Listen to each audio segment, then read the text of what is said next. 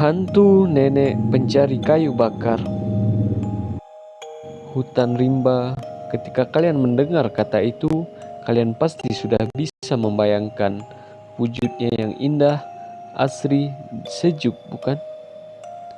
Tapi perlu kalian ketahui, ketika kita berada di dekatnya, hanyalah ada gelap, lembab, dan menakutkan. Cerita ini diawali sejak aku berusia 12 tahun. 19 tahun yang lalu. Kisah ini baru aku ceritakan untuk pertama kalinya. Diawali dari kepedulianku terhadap ayahku yang saat itu ingin membuka lahan pertanian yang telah menjadi rimba sejak konflik melanda. Aku dan ayahku bergegas menuju lokasi perkebunan yang akan kami jadikan tempat bercocok tanam berupa tanaman kopi. Untuk menuju ke lokasi membutuhkan waktu 2 jam dari rumah kami. Jalan yang kami lalui masih bebatuan. Nak, ayahku berkata, dan menunjukkan salah satu lokasi parit tempat pembuangan 27 orang mayat korban kekejaman konflik. Di situ pernah ada mayat 27 orang. Aku hanya terdiam bergidik mendengar cerita masa lalu ayahku. Dalam hati, andai aku berada di situ, aku belum tentu mampu seperti ayahku. Tapi ya, memang masa lalu itu hanya akan menjadi kenangan pahit. Setelah menempuh perjalanan panjang, kami pun hampir sampai dalam beberapa tikungan lagi. Kami sampai di tempat menaruh kendaraan, dan kami harus melanjutkan perjalanan sekitar 1 jam lagi menuju lokasi pengerjaan lahan. Ayahku menyiapkan barang bawaan untuk kami tinggal beberapa hari di ladang. Setelah siap, kami pun langsung memasuki pintu hutan, melangkahi parit kecil yang airnya jernih mengalir. Nak, berhenti, ayahku berkata padaku. Pada saat itu, ayahku memperhatikan ke arah atas jalan. Ayahku tanpa sengaja melihat wanita tua menuju gelapnya hutan. Aku pun bertanya, "Kenapa ya?" "Tidak ada apa-apa. Di hutan ini, ayah gak akan panggil namamu. Jadi ayah panggil kamu dengan sebutan isyarat."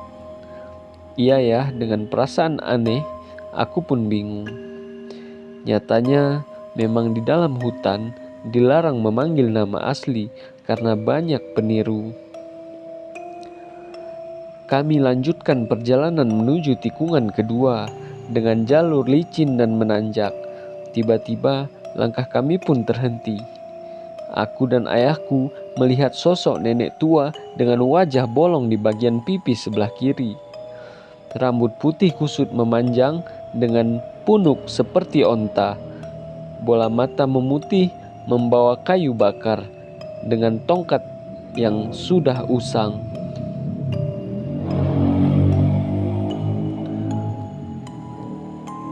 Allahu Akbar, aku ketakutan dan segera memeluk ayahku. Si nenek tertawa, kih kih kih kih kih, sembari mengarahkan tongkatnya menuju ke arah kami, seakan memberi isyarat untuk segera pergi. Dengan kondisi ketakutan, aku dan ayahku kembali dengan segera membatalkan niat kami untuk membersihkan lahan di perkebunan kami.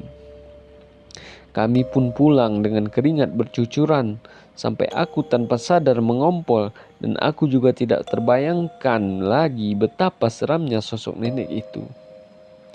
Sesampainya di rumah, ayahku berkata, "Itu penunggu hutan, dan biasanya jika ia menampakkan diri, ini suatu pertanda ada banyak satwa liar di sekitar."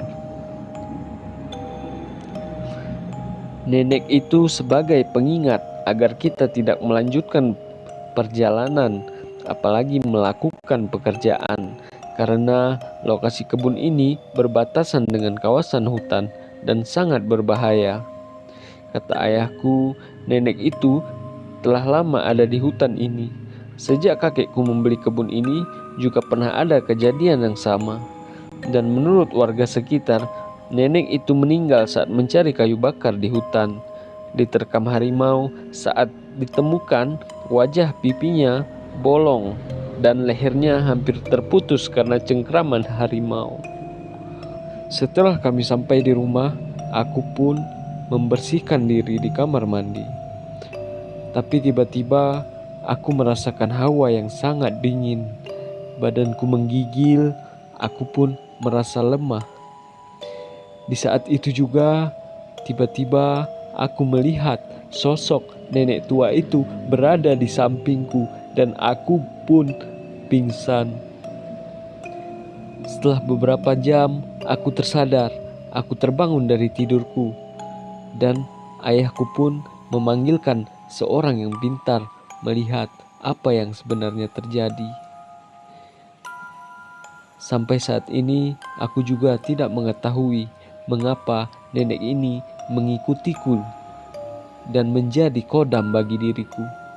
Jadi, teman-teman, demikianlah kisah ini aku ceritakan, dan ini benar-benar menjadi kenyataan. Sampai saat ini, jika ada hal yang ingin terjadi padaku, aku dijaga oleh sosok nenek tua ini.